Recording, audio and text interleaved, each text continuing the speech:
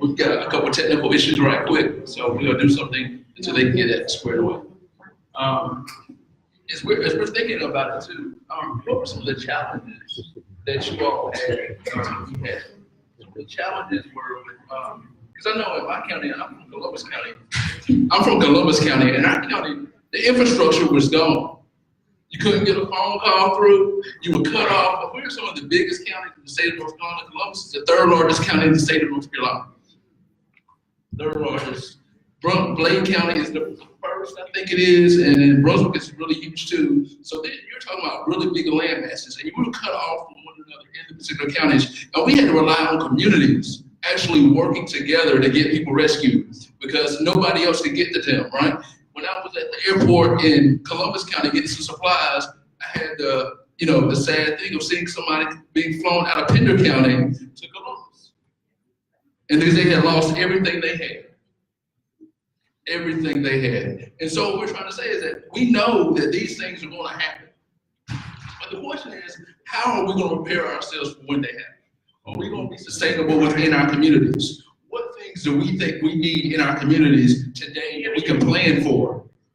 Because we know a disaster is coming. We're good. You good? All righty, they're good.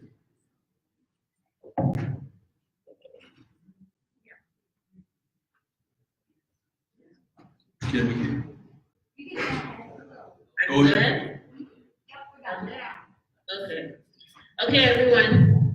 Hi to everyone in Wilmington. My name is Samira Adri. I am a medical student in my 5th year in Cuba.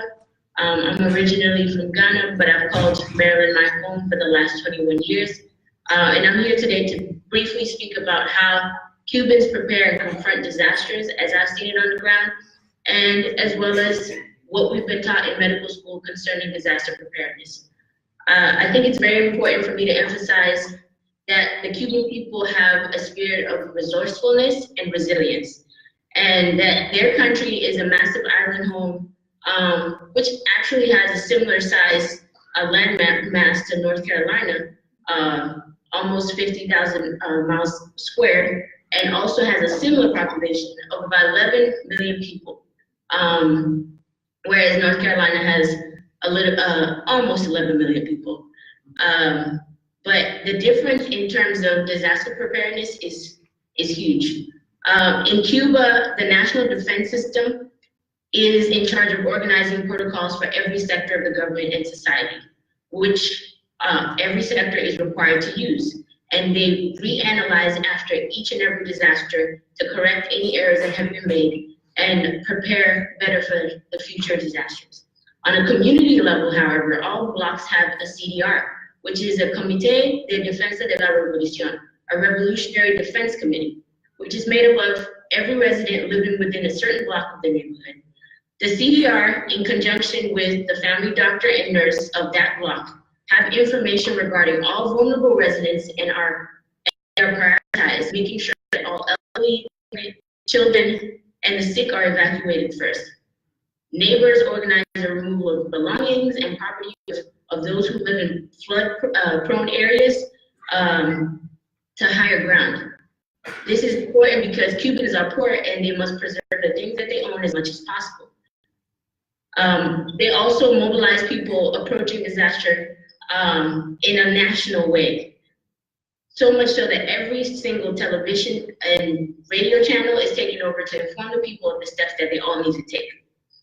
It's important to state that Croquis maps, which are simple maps that just establish what the key points or key information are within each block, are tools that doctors use and tools that each community leader also use to identify where are the more vulnerable areas for flooding or for destruction, because as we're taught in school, the threat of a disaster and the vulnerability of the structure causes grave implications when disaster happens. And the only way to mitigate that is through preparedness. So Cubans have really mastered this idea, and it's important to know that disaster literacy is on a national level. Everybody knows exactly what the alarm system sounds like, where they need to go in terms of evacuations. Hospitals know which institutions are on higher ground, so they transport and evacuate their patients accordingly. Everyone on the ground knows all the phases in terms of disasters, which are 4 main phases. 72 hours before a hurricane hits is the informative phase. 48 hours before is the alert phase. While the disaster is on and coming within 24 hours is the alarm phase. And then after that, there's a recuperative phase. It's important to state that energy is usually cut off beforehand in areas of high vulnerability, and all sustainable energy resources are safeguarded to guarantee their future use. So solar panels and wind energy structures are taken down until the disaster has passed. Alternative sources of illumination, such as torchlights and candles, are provided to residents. And another interesting thing that Cubans do is that people who have shortwave radios are galvanized to travel to different parts of the country to create a network of communication that keeps the national defense system and the Cuban people aware of what's going on. Everyone is given time off from work in order to attend to proper disaster preparedness measures. Everyone is on the same tune. If a disaster is coming, you leave what you're doing to prepare, because the worst thing you can do in Cuba is not listen to authorities when it's time to prepare for a disaster that's coming. And usually the few deaths that have been reported in Cuba from disasters have been due to people not listening. During the disaster, people are warned to stay in safe areas, and most of them adhere to this. Recuperative measures also take on a national identity as well, with everyone gathering to help clean up after the storm, which creates quick and dramatic transformations of scenes after the disasters. Government ensures that those without housing get housing and reintegrate back into normal routine, and ultimately people recover. And it's because it's a multi-sectorial effort. I think it's important to stress that collective responsibility is important, especially on the community level. This is something that I've learned that Cubans do very well, and I hope that our communities back here and around the world will also learn, because nonprofits are a temporary fix. Government agencies, whether federal or state, are temporary. Humanitarian efforts from outside are also temporary, but the community is what is permanent. It has to be a protagonist in building a culture around disaster literacy and preparedness. Nobody can come and tell you how you survive in your own environment. That's a community responsibility. So we really, I really hope that we'll learn to be ready for the worst, because climate change is real, and it's the folks on the ground that will suffer the most, despite people on higher levels choosing to ignore climate change. And it's a message that most countries, government-wise, respect, although unfortunately our nation has a divided approach in terms of climate change. But in Cuba, for example, there's a program called Tarea Vida on a national level that is trying to mitigate every possible climate change effect, because things are going to get worse. So the sooner we are aware of that, the better for all. So that's all I wanted to share today.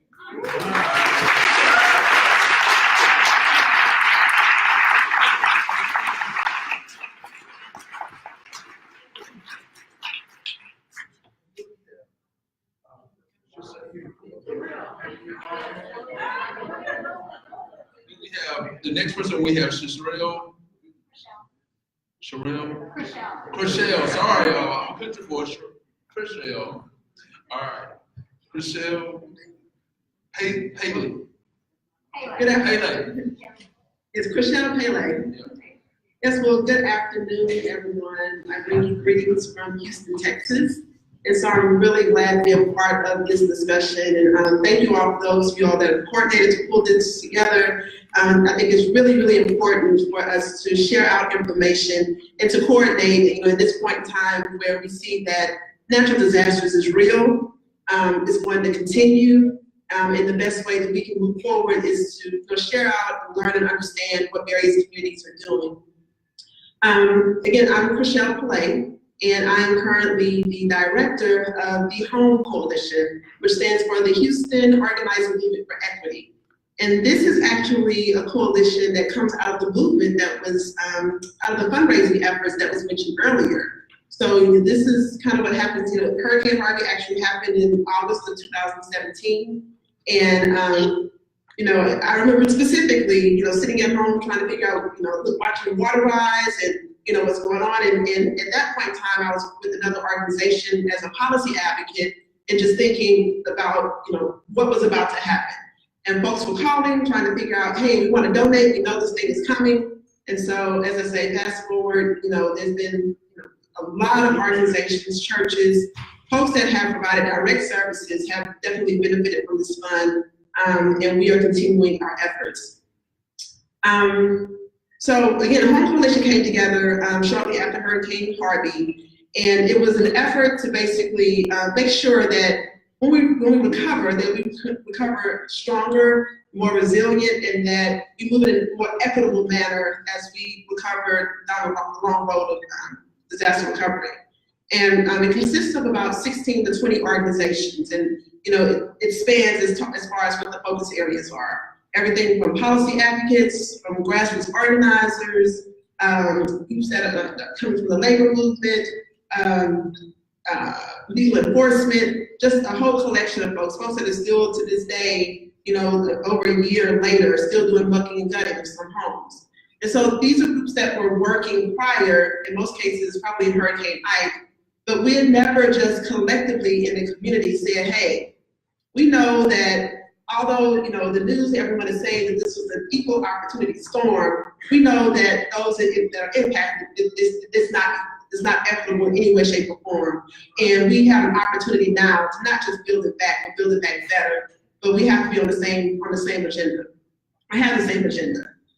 So today, I just want to kind of share out with you some lessons that we've learned. As I mentioned, I first got into this work in another role with Texas Housers shortly after Hurricanes Ike and Dolly hit Texas in 2008. And along with Housers, we were able to negotiate a conciliation agreement with the state and with HUD to basically monitor and be watchdogs over $3.1 billion that was initially was not going to communities that were most impacted.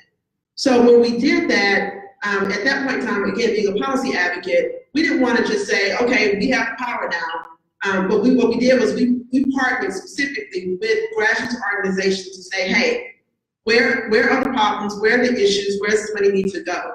And by doing that, we were able to work directly with the Blue Texas Organizing Project and negotiate $150 million to specifically go in low-income communities and invest particularly in those communities. So we were working on that, and then here comes Hurricane Harvey.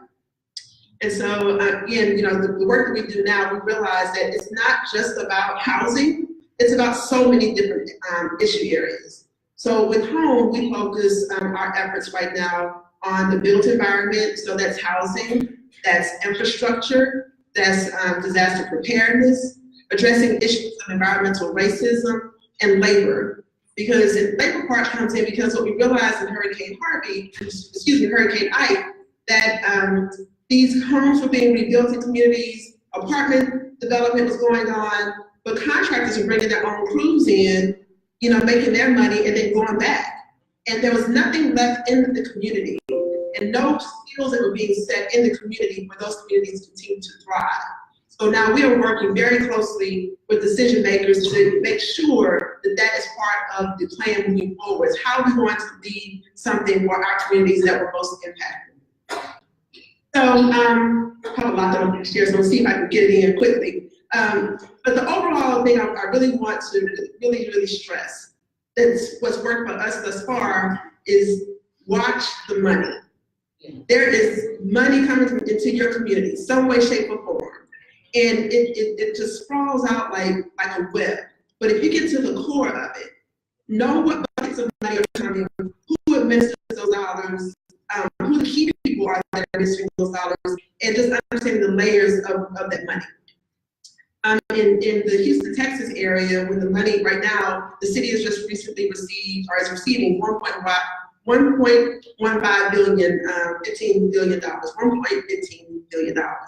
And so we are focused on some various areas. We know that, again, multifamily development is coming into this area, but we want to make sure that there are metrics that balance the development in low-income areas, as well as make sure that there's options and choice in other communities. So we're really pushing for that. And then also, we are really pushing for making sure that there are income buckets, because what we also see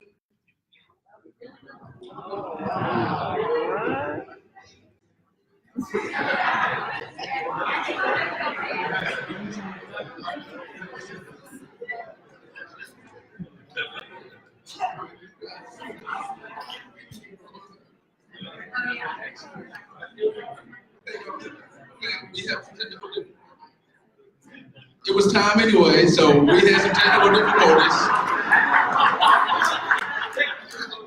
So what we're gonna do some Q&A, so if anybody has any questions, we'll do a little quick Q&A session and we'll call on some panelists that can answer those questions. Does anybody have any questions? Pick up a mic.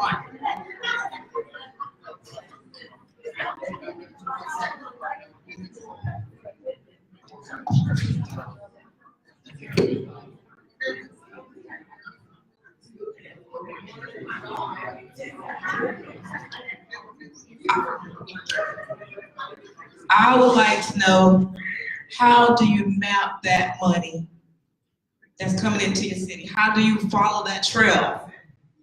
And how do you make sure that the people that are getting that money gets it to the right people and not put it in their pocket? Yes. I always advocate for people to go to their meetings, your city council, your county commissioners, and that's how you first follow the cheese. You have someone who is technical and can read budgets and know where the money's coming from. Right now, the Golden Leaf Foundation is funneling money into every county to nonprofits that's supposed to help someone in your community with construction, with utilities, with rental assistance. In each county, there's a long-term recovery group whose focus is to make sure that nonprofits come together under something called the North Carolina BOAD, and you can tell me what those initials are. Each county has one. It's your place to be at that meeting in your county, to make sure that you are being served, or the people in your community are being served. I can't do it, but I've been to quite a few of them, and I've seen some good ones, and I've seen some bad ones. But I was there as an employee of the state, but now I'm back as Deborah. So, yes, so that makes a difference. I asked for one form, and it took 3 weeks for the Curtis before they would give it to me, and I was as a state employee, and they didn't know I was the NAACP president. They gave it to me just in time. So therefore, you have to be there. Follow the money. Ask where it is. Your county commissioners are getting money already. Then they decide who to give it to. Be careful who they designate. Because some people will be designated by a county, or one county shall remain nameless. This group got a couple $100,000, but guess what? They're not sharing with anybody. I'm just, okay, so I'm not gonna tell the name of the county shall remain nameless, but they know they did it, and they corrected their mistake, and it was not New Hanover. Yes, quick question. Who's collecting the statistics, mortality, morbidity, housing issues? Who's putting all this together? It needs to get out there, it needs to be public, it needs to get to the legislators. This is gonna be shocking. I'm sure those stats are shocking, but it needs to get out there. After disaster case management begins, is through a FEMA contract that a case management organization secures, and case managers go out there. It's important that we document everything that happens in every situation inside of a system. And those things get translated into numbers. They have quarterly meetings in Raleigh where all the stakeholders are there. FEMA is there, our state voluntary liaisons are there. And so you are privy through public information to get those statistics. You just won't get the names, you know, but you are privy to get those stats and things like that. And that's why it's important, even if you don't think you're eligible or someone at your county or city told you, no, you might not be eligible for this. If there's an application for it, fill it out. I was just talking to the county assistant administration for Columbus County, and she said that during Matthew, they only had 50 applications for hazard mitigation, and 7 people got chosen. And so those numbers, when you're talking about who gets the money and where would it go, well, if they only had 50 applied, of course, you know, and if your local leaders are not lobbying for the money to come to go where you were hardest hit or still in detriment, if they're not lobbying for that, then they don't have any paper trail, you know, of course the money is gonna go somewhere else. Now, rebuttal point here. You put the application in. Let's say you have a $40,000 claim and you get $900. Where's the incentive to put the claim in? Amen.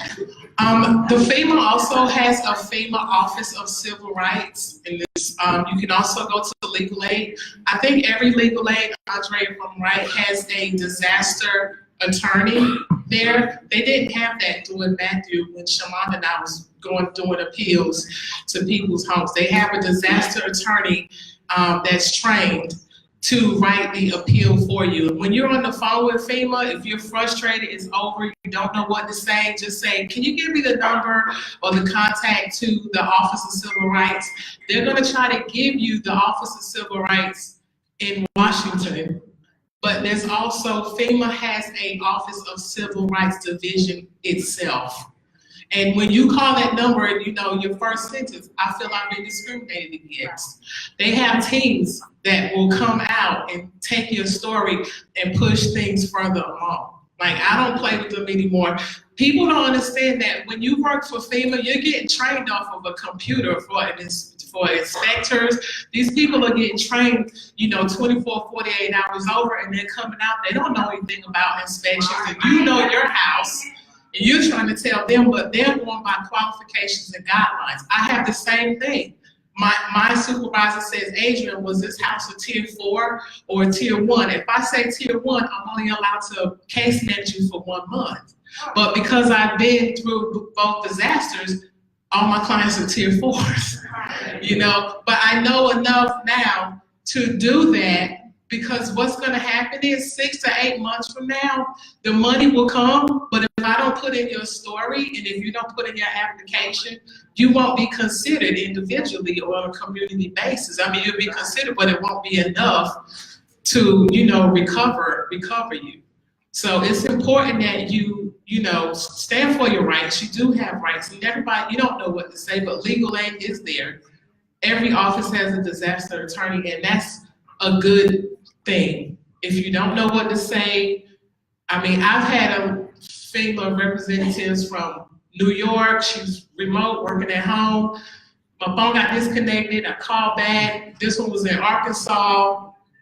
You know, it sounded like she was outside walking her dog, you know, and I just go, can you give a number to the Office of Civil Rights? Because I need to tell my story. You're not understanding what I'm saying. And, you know, I don't want to get frustrated over it, choice words. But, you know, it's important you get your story.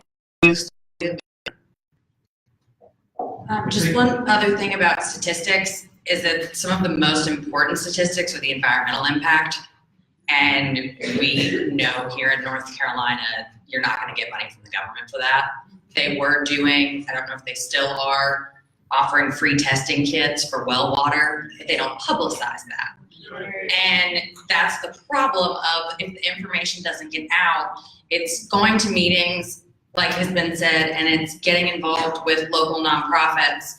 And then where a recovery fund comes in is there was an organization that got money to have a scientist evaluate the impact of coal ash on well water. They get the scientists, but they have no money for the test kits.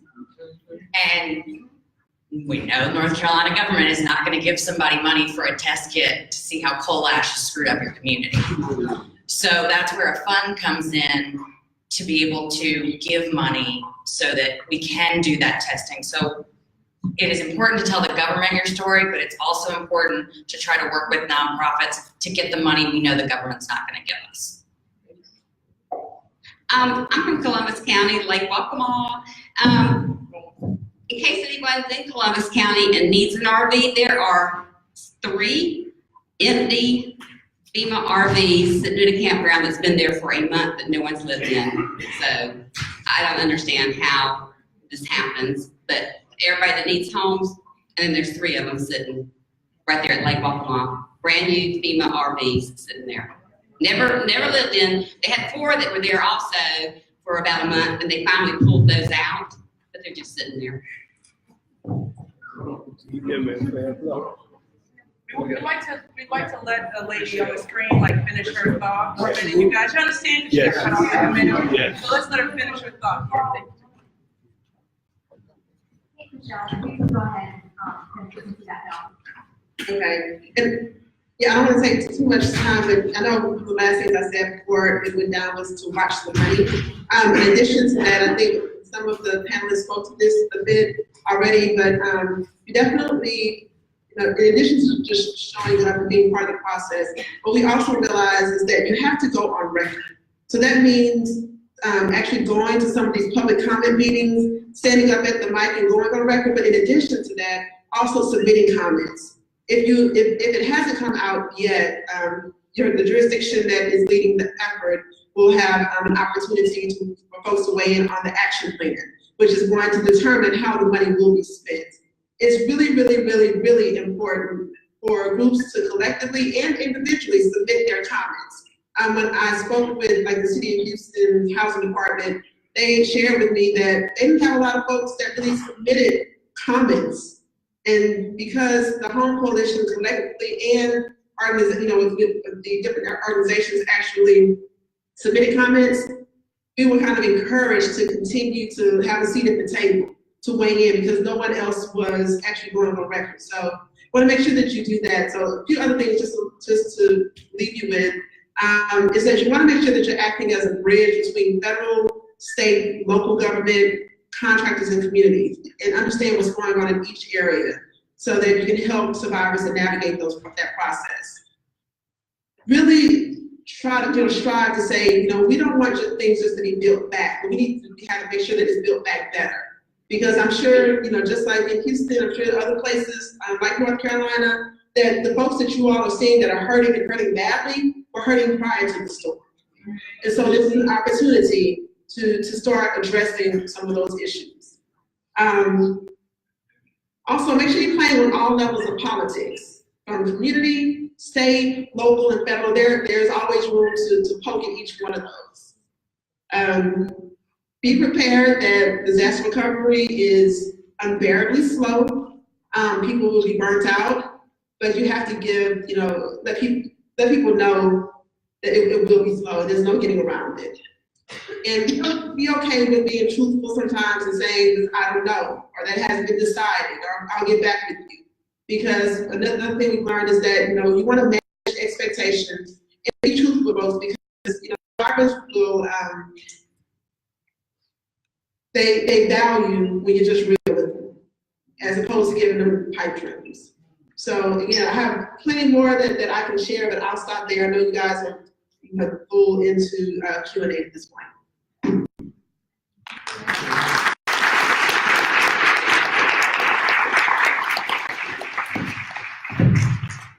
Do we have any other questions?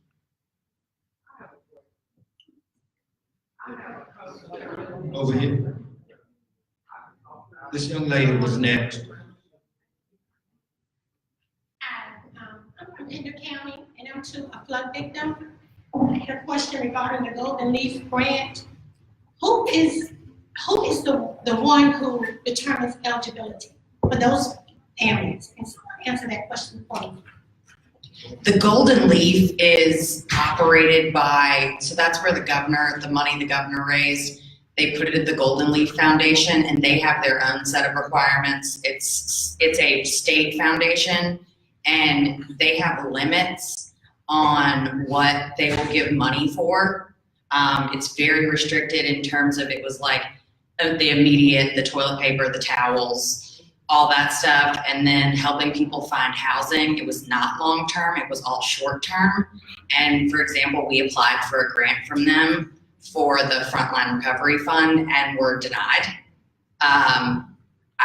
You have to you can't put civic engagement, right? Because they don't want to give money for that. And so because of the other work that Just Florence Recovery is doing, and frankly the name, we were denied money. So it's very, very, it has to be for the immediate, and you also have to have a 513. I can talk to you more later about it if you want me to.